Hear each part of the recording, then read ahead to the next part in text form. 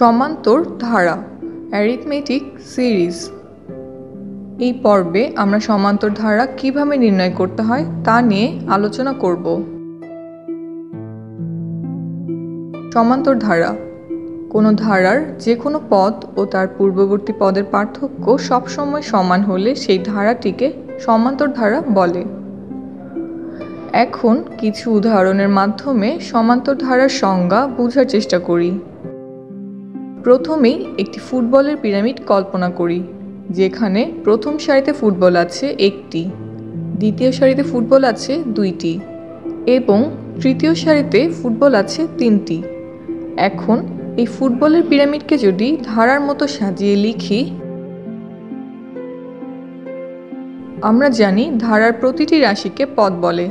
তাহলে ফুটবলের এই ধারাটির প্রথম পদ ইজ ইকুয়াল টু একটি ফুটবল, দ্বিতীয় পদ ইজ ইকুয়াল টু দুইটি ফুটবল এবং তৃতীয় পদ ইজ ইকুয়াল টু তিনটি ফুটবল। এখন সমান্তর ধারার সংজ্ঞানুসারে যে কোনো পদ ও তার পূর্ববর্তী পদের পার্থক্য সবসময় সমান হবে। তাহলে এখানে দ্বিতীয় পদ মাইনাস প্রথম পদ is equal to 2 minus 1 is equal to 1, তৃতীয় পদ মাইনাস দ্বিতীয় পদ is equal to 3 minus 2 is equal to 1। আমরা দেখতেই পাচ্ছি যে দ্বিতীয় পদের দুইটি ফুটবল থেকে পূর্ববর্তী পদ অর্থাৎ প্রথম পদের মধ্যে পার্থক্য শুধু একটিমাত্র বলের, অনুরূপভাবে তৃতীয় পদ থেকে দ্বিতীয় পদের পার্থক্য শুধু একটিমাত্র বলের। তাহলে আমরা একে একটি সমান্তর ধারা বলবো, যেখানে প্রত্যেকটি পদের পার্থক্য সমান। এখন আমরা সমান্তর ধারার একটি গাণিতিক উদাহরণ দেখি। উদাহরণ 1 + 3 + 5 প্লাস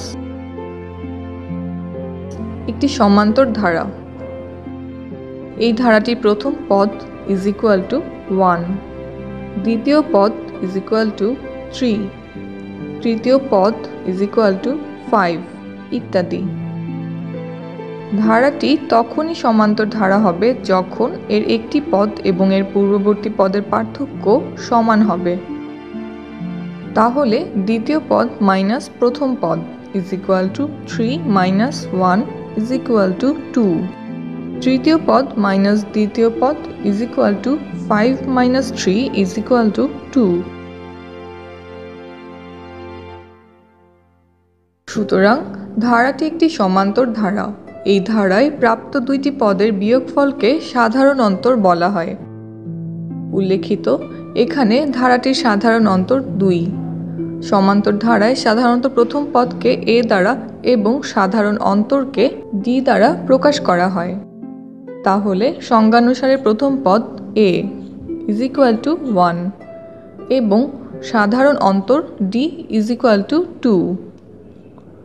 তাহলে দ্বিতীয় পদ a plus d is equal to 1 plus 2 is equal to 3, তৃতীয় পদ a plus 2d is equal to 1 plus 4 is equal to 5 ইত্যাদি।